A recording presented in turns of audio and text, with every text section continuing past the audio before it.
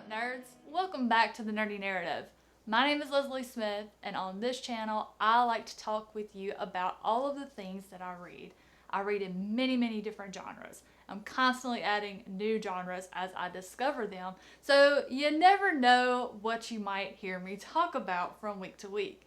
Typically, I stick to the science fiction, fantasy, horror, comics, and manga. I also try to include at least one classic or literary fiction and nonfiction. Today's episode of fun, I'm checking in with my weekly reading wrap-up. This is something I do every Friday to update you on any announcements that I may have regarding the channel, any book mail I received, what I read, what I'm reading, and what I plan to read next. Moving straight into the announcements, there are 4 live streams that I'm aware of so far in June that I'm either a part of or I'm hosting. The first one takes place first thing tomorrow morning at 8 a.m. Eastern. You can find me and a few other booktubers over on the channel Books with V. I will have Vish's channel linked in the description box down below so you can find it. This will just be a casual fun live stream. We're going to have some reading sprints in honor of the Shelf Space Olympic Readathon that kicked off on June 1st. The second live stream will be June 9th over on Nikki's channel Dark Between Pages. I will be joining her along with a few other booktubers. We are going to be having a conversation / interview with Michael Clark. He is the author of the Patience of a Dead Man trilogy. If you've been around here any length of time, you know how much I love this trilogy.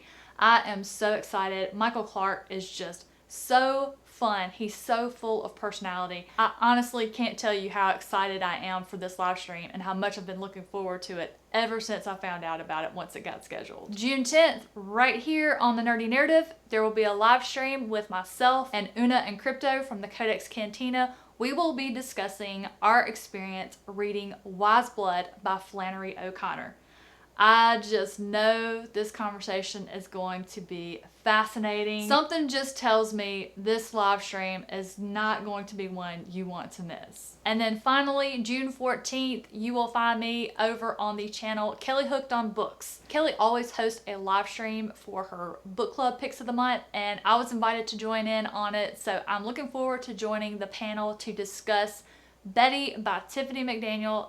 Again, that is June 14th if you are interested. Links to all of the channels mentioned, the date, the time, I will have that in the description box down below if you guys need it. My favorite segment, let's get into book mail. So the first piece of book mail I received this week is The Last Shimmer by Sage Hyatt. Sage Hyatt is the daughter of Ryan Hyatt, who you've seen me mention on this channel because he sent me a science fiction book called Psychic's Memoirs, which I am reading next month, and it just so happens to coincide with the Indie Accords Readathon that is hosted by Lana from Lore and Lullabies. This is Ryan's daughter. This is her first published work. She wrote this when she was 10 years old. The Last Shimmer is a middle grade horror story about 2 girls who must confront their shadows in order to save themselves and their loved ones from darkness. I am so excited to read this, and it just came at the perfect time because the Indie Accords that are happening in July, I am the team captain of the horror mystery thriller team. One of the prompts is to read about a middle grade character. I had not picked one yet because I'm not that familiar with middle grade. Like, I've just started kind of dipping my toes into that pool. So when Ryan reached out to me about it, I said yes immediately. And look how cute she signed it to me. That is just absolutely precious. I cannot wait to read this, and it is an absolute honor. So thank you so much, Sage and Ryan. And the next one, I can't tell you how excited I was when I opened it. The Atlantis Plague by A.G. Riddle. I read my first A.G. Riddle book last month, and I loved it. The Atlantis Gene was amazing. A buddy read that with Michael Nip, and we flew through it, I think, in 2 days. I know Michael mentioned to me he was going to continue the series, and this one might be on his June TBR. So I'm going to reach out to him, see if he wants to buddy read it, because I need to know what happens, like the way that one ended, and I just know how fast this book reads. So yeah, my June TBR just got wrecked. But this is from my friend Sharon Dwyer, And y'all, you have to just know what this little note said. Good luck in the readathon. May the best team, and she puts Aries in parentheses, but she spelled Athena wrong. May the best team win, or at least we can all beat Team Propaganda, in parentheses, Zeus.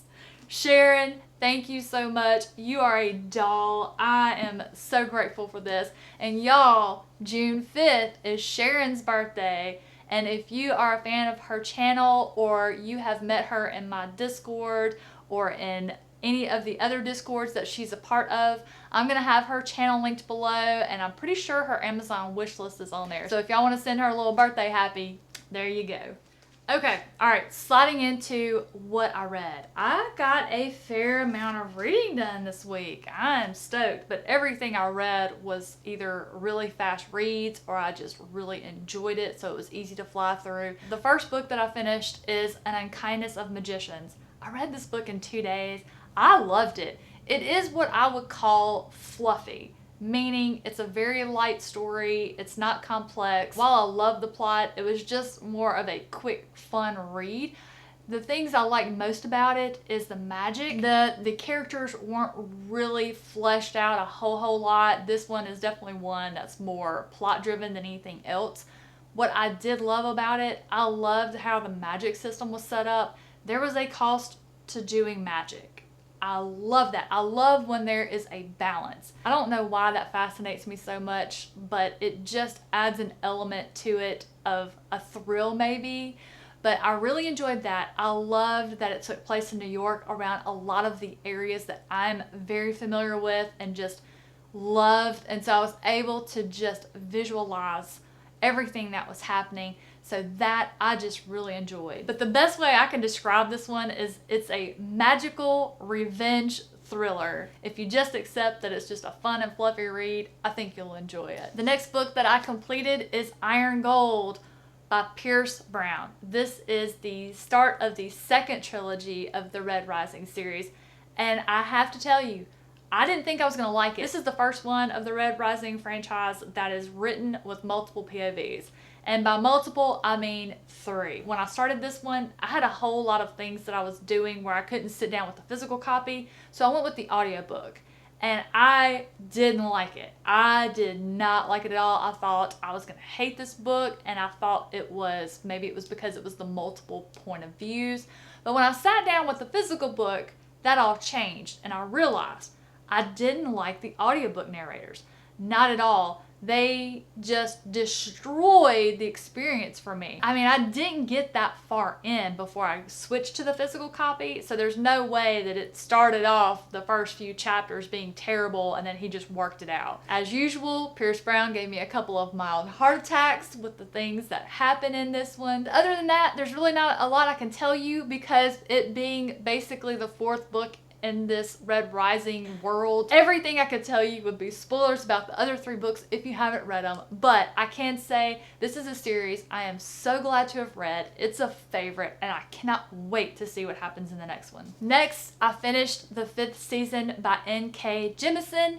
She is an auto-buy author for me after 1 book. I can say that with absolute assurance. I'm going to love everything this woman writes. The things that she did in this book were amazing.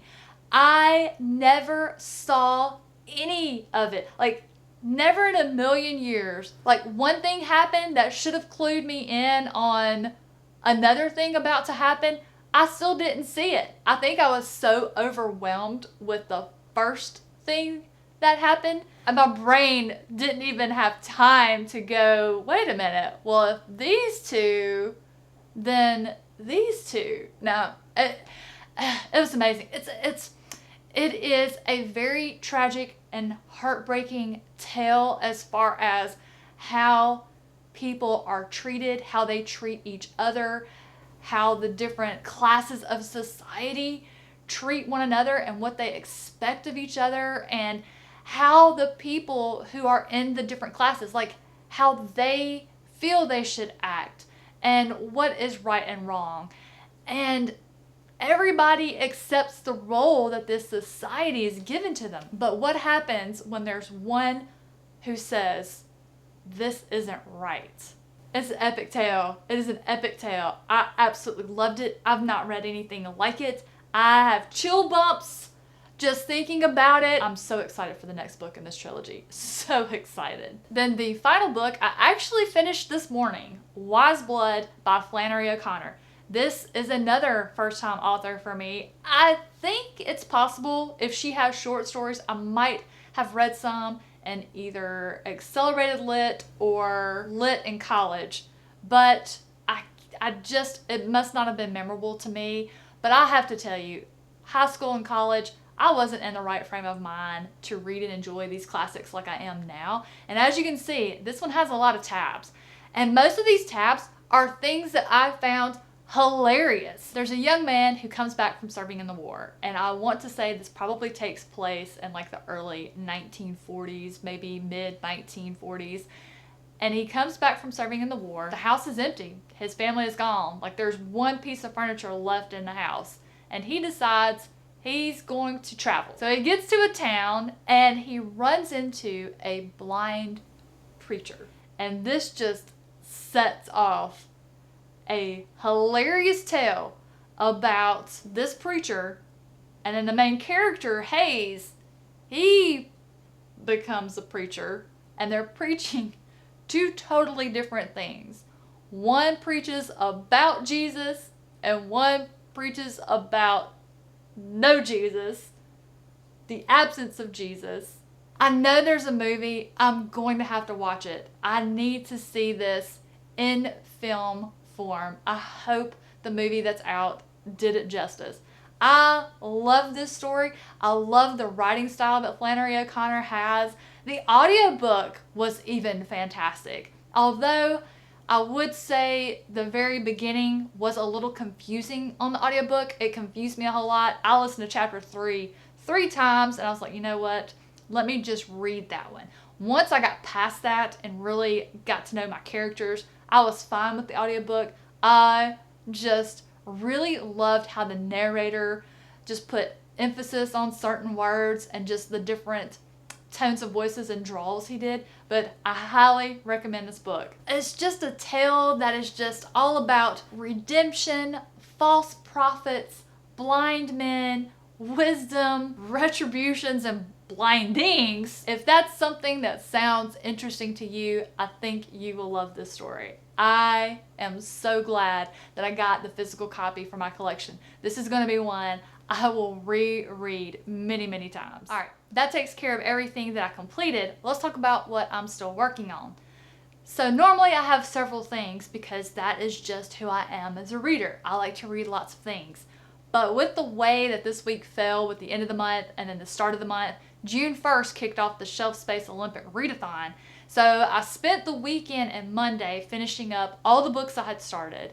And then June 1st, I started WiseBlood, and on my Kindle, I started The Haunted Forest Tour by Jeff Strand and James Moore. This is a book that was actually recommended to me by Ev forever and ever ago. I bought it on my Kindle as soon as she recommended it to me because she's one, anytime she loves a book, I know I need to have it. I read the prologue and I was dying laughing. It's horrific, but the way that it's told and described, you can't help but get a little tickled. Then the first couple of chapters, I meet who I'm assuming is our main character, Christopher, and the way he's written, I related to him just perfect. And every soul who has ever worked for another person probably could relate to how this man feels about his job. I'm sure we've all been there. It just struck a chord of sympathy with me and I was hooked. But where I'm at now, it's really kind of creepy and I'm going, Ev,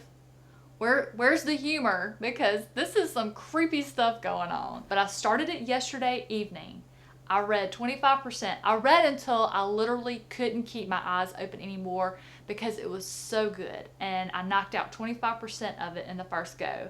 I can't wait to get done filming today so I can get right back into it. I would love to finish it today. I'm certainly going to try. And as far as what I'm going to read next, my audiobook that I'm going to jump into today is Voice of War, which is a self-published book by Zach Argyle. It's the first of its series. I know book 2 is out, so if I love this one, which I really expect to, based on the reviews of my friends who have read it. So if I end up loving Voice of War, I will definitely continue the series. I was already going to read Voice of War in June for lots of reasons. It's the Shelf Published In book pick of the month, and Shelf Published In, if you don't know, is a Discord book club that focuses solely on reading independent and self-published books only. Secondly, it fulfills one of the prompts in the Shelf Space Olympic Readathon. Just to put a bow around the whole Voice of War experience, I saw where Zach was doing a giveaway on his Instagram. I entered it just like I do every other book giveaway on Instagram and Goodreads. I enter them, no expectations of ever winning because I never do. Then he messages me and he's like, hey, you won. Here's your Audible copy of Voice of War. And I was like, what? Oh man, I was so excited. I was like already in bed, like just chilling, relaxing, winding down to go to sleep. And then I'm like jumping up doing the Snoopy happy dance. Chris was looking at me like I was an idiot, but I'm used to that. In addition to starting the Voice of War audiobook, I will then start Dark Age by Pierce Brown. I normally save my buddy reads and read-alongs for towards the end of the month because there's always accompanying live streams and I want to make sure I don't forget anything, but I can't wait.